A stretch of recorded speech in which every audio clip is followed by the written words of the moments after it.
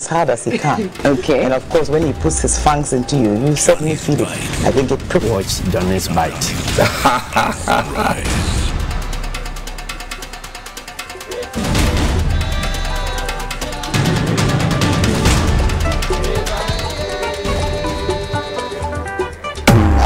I understand some of your approach. I mean, sometimes we take a hard bite. It helps us. Nowadays, when I listen to you, I even panic.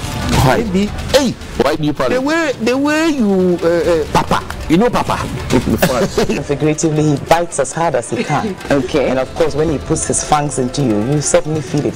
I think it Watch Johnny's Bite.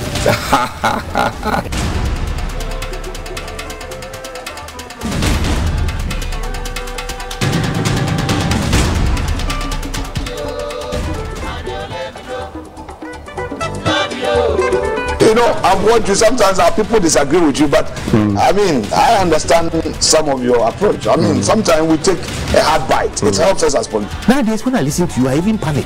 Maybe, hey, Why do you panic? the way you, Papa, you know Papa. figuratively, he bites as hard as he can. Okay. And of course, when he puts his fangs into you, you certainly feel it. I think it Watch Johnny's Bite. Bismillahirrahmanirrahim. Alhamdulillah Rabbil Alameen. Hasbanallahu wa ni'ma wakil. The Lord is my light and my salvation. Whom shall I fear? And yea, though I walk through the valley of the shadow of death, I will fear no evil, for thou art with me. Thy rod and thy staff, they comfort me. Thou prepares a table before me in the presence of my enemies. You anoint my head with oil, my cup runneth over, and surely goodness and mercy shall follow me all the days of my life, and I will dwell in the house of the Lord forever and ever. Amen. Assalamu alaikum. It's Monday. Welcome to Johnny's Bite. Belated happy Father's Day to all fathers. And we will not do any responsible father or this father. When it gets to Mother's Day, we wish everybody. When it gets to Father's Day, that's when people identify that some were responsible and some were not responsible. So happy Father's Day to all fathers and potential fathers, like we do for our mothers. May God continue to give us strength and the resources and the wisdom to be able to manage our homes and bring up the next generation of leaders. Well, they say the vote buying is still happening in Asin North.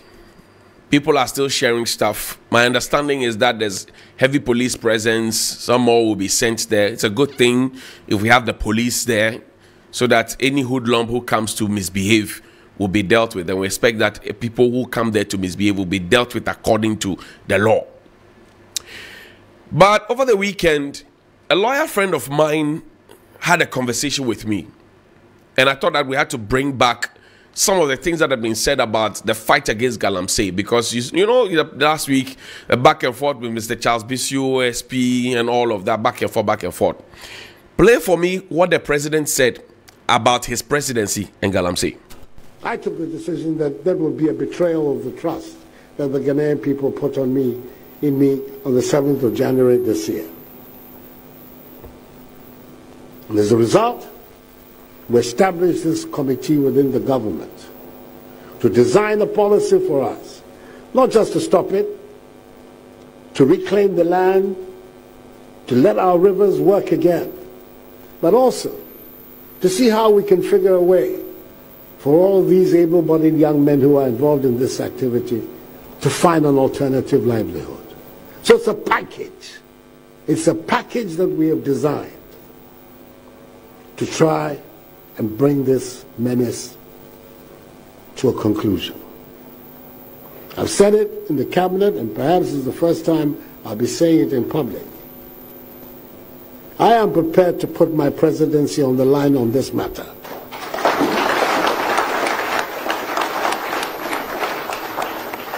I've heard it being said that I should be careful. Many of these people voted for me, and if I continue this exercise, perhaps they will not vote for me again. If by the grace of God I'm in a position, my party allows me to go again, and I have the health and everything to go again, that I'll not get it again. And I'll say to myself, well, this is a choice that all of us have to make as human beings. You do what you think is right, or do you do what you think will allow you to get along? That was President Akufo-Addo. I am prepared to put my presidency on the line. Did this finish the preparation Did he actually put his presidency on the line? Did he do what is right? Because we understand that there's a report that was sent to the chief of staff for the information of the president by Professor Kwabena Frimpong Boateng 2 clear years after we heard about it. It had been on the table and gathered dust. Now, portions of the report, because I realized that we haven't read the report really. So I want to help us to read the report. Mining by party officials and government appointees, page 12 of the Kwabena Frimpong Boateng report. Throughout our struggle with illegalities in the small-scale mining sector, what baffled me was the total disregard of the president's commitment to protect the environment. You just heard the president says a package. The people around him, they said, oh, what package?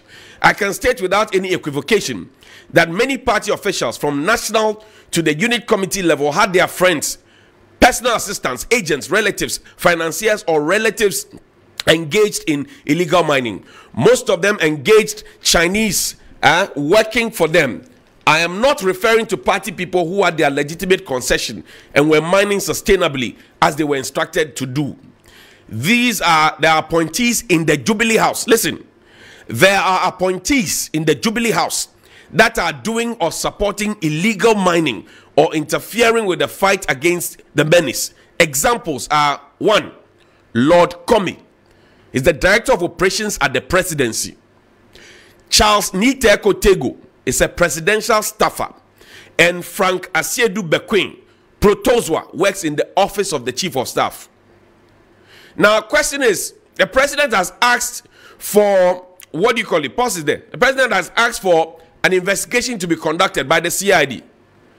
And what in any reasonable way is supposed to be done is that these persons who have been mentioned, for example, a Lord Comey, director of operations at the presidency, a Charles Niteko Tego, a presidential staffer, a Frank Asiedu Bekwin Protozwa, who works at the office of the chief of staff, would have been asked to step aside for the investigations to continue. But it's a package. So the president is keeping them well packed in the presidency at the Jubilee House. Established miners who are members of sympathizers of the NDC. It is well known that in the small-scale mining circles, the NDC members and sympathizers were well established in small-scale mining, especially in the western region. They acquired several concessions in mineral-rich areas during the long periods of NDC reign. They had the money and other resources to not only sponsor NDC candidates, but also to support independent candidates in the supposedly stronghold of the NPP. This is what happened in Evaluate, Jura, and Takwa constituencies. In the Wasa East district, a former NDC deputy minister who is also MP for the Wasa East constituency has been actively mining in the Subri forest for years. When NPP party officials complained and the army component of Operation Vanguard was withdrawn almost 2 years to the 2020 elections. Listen, Operation Vanguard was withdrawn almost 2 years to 2020 elections. It's a package. The NDC was giving an advantage in terms of access to the resources from mining. This is because there are far more NDC people engaged in illegal mining than NPP members in the region. Question: are they also being investigated? Have they been invited by Mr. Kissi Jabin and all who are interested in it? Now, play for me the video of Lawyer Kwame Jantwa, because Mr. Bisu had come in there. Play his video for me. CDE, we don't think it's right. We are doing it in such a way that others too aren't part of it. Let's see how best we bring others on board, so everybody's part of that discussion. The moment you try and impose, you definitely get people opposing it. Definitely get people opposing it. And that is one thing we don't do well in this country. This what do you call it, Charles Bisu case that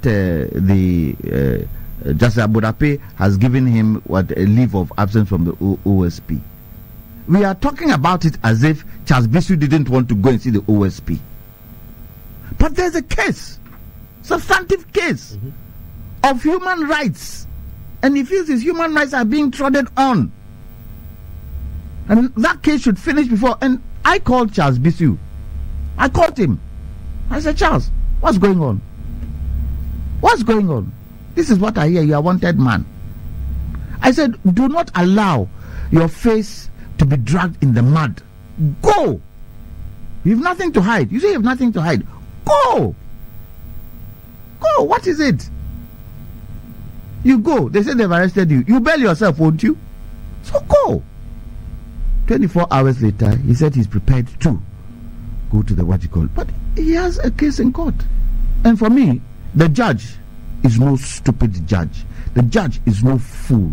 The judge would have considered everything before coming out with what he came out. And he's an experienced High Court judge. High Court judge. So when we discuss these things, we should go into the nitty-gritties, look at what has been done, and if there are faults in it, yes, let's highlight the faults. But there are reasons to some of these things. Absolutely. The OSP, so far as I'm concerned, he should try as much as possible. I do not like what he said. And it's me, I'm nobody. It's my opinion. When he said he's the what? He's the what of the people? The soul. No, he used another word. Conscience. Okay. Conscience? Did he say conscience? Yeah, he did. The conscience and soul of the people. Do you know what that means? Do you know what that means? Go to the Bible. It's in the Bible. Go to the Bible and see what that means. What kind of cases has the first prosecutor been able to prosecute till date? What kind of cases? Let us all sit together. Look. And that's the question that Lawyer Jantua is asking. Simple question to the OSP. Now, go back to the report. On Saturday, the 8th of February, 2020, Mr. Kojo Oppong-Nkrumah, the Minister for Information, assembled a group of journalists from both the NDC and MPP affiliated media houses at the Forest Hotel in Dodowa to discuss a strategy to bring Kwabena Frimpong Boateng down. While they were there, a journalist from among the group called a friend of mine, also a journalist, and informed him about the plot that was being hatched. He further informed my friend to watch out for headlines in some newspapers in the days following the meeting. On Monday, 10th February, 2 days after 2020, the Informer newspaper, whose editor was at the meeting, had a banner headline on its front page as produced below, and it's there. As if this was not enough, on Thursday, 13th February 2020, at the 71st cabinet meeting, Mr. Oppong-Nkrumah, in his regular report to cabinet, talked about news that was trending in the week. The first thing he mentioned was Frimpong Boateng and 500 missing excavators. It must be noted that Mr. Oppong-Nkrumah, as Minister of Information, was a member of the IMCIM, and he never called me to find out what I knew about the missing excavators, but he found it worthy to magnify it in press and also present the falsehood before cabinet for reasons best known to him and his conspirators. If Kojo Oppong-Nkrumah and the likes of him have presidential ambitions, they should pursue it on merit and not attempt to destroy a hard-working patriot whose only ambition is to work a Ghana beyond, is achieve a Ghana beyond it. Question I have is this: does the OSP find this corrupt enough? If the OSP doesn't find this corrupt enough, is it corruption related, and is influence peddling corruption related? If indeed what Professor Frimpong Boateng is saying, and the meeting indeed was had, and the publications were done, and that report came to cabinet, and those things were said, shouldn't the Office of the Special Prosecutor be investigating? And I ask again, the people who have been mentioned in the report, we are told that the investigations are ongoing. Shouldn't they be asked to step aside? In any smart country, or any smart leader who asks the people to step aside. Why are we not, in our case, asking people to step aside for they to be investigated, but they continue to hold their positions as director of operations at the presidency, presidential staffer, somebody working in the office of the chief of staff, and yada yada yada, ministers, MP, whatever it is, and they are still there holding on to power? We are not asking them to step aside, and we say we are investigating. What kind of crock-crodded John is that? Good morning. I've warned you, sometimes our people disagree with you, but I mean, I understand some of your approach. I mean, sometimes we take a hard bite. It helps us as politicians. Nowadays, when I listen to you, I really panic. Why do you panic?